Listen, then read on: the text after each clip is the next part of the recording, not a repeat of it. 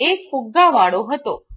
તે ફુગ્ગામાં ગેસ ભરીને ફુગ્ગા વેચતો હતો. એક દિવસ શાળાના શિક્ષક પોતાના બાળકોને બહાર પિકનિક માટે લઈ ગયા. ત્યાં તેમણે એક ફુગ્ગાવાળાને ફુગ્ગામાં ગેસ ભરીને વેચતા જોયો.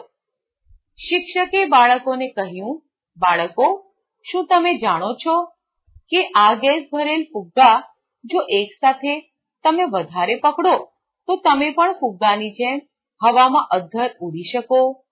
બધા બાળકોમાંથી પ્રીતમ એકદમ રોમાંચિત થઈ ઉઠ્યો. તે પૂછવા લાગ્યો, સાચે જ સર?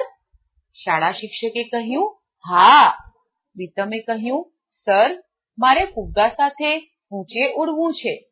શાળા શિક્ષકે ફુગ્ગાવાળા પાસેથી બધા ફુગ્ગા ખરીદી લીધા. પ્રીતમે બધા ફુગ્ગા હાથમાં એકદમ કસીને પકડી લીધા અને એ ઊંચે ને ઊંચે ઉડવા લાગ્યો.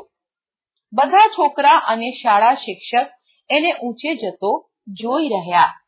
એકાએક પ્રીતમે હાથમાં પકડેલા ફુગ્ગામાંથી સેફ્ટી પિન ખુલી ગઈ અને વારાફરતી 1, 2, 3 એમ દરેક ફુગ્ગામાંથી ગેસ નીકળવા લાગ્યો.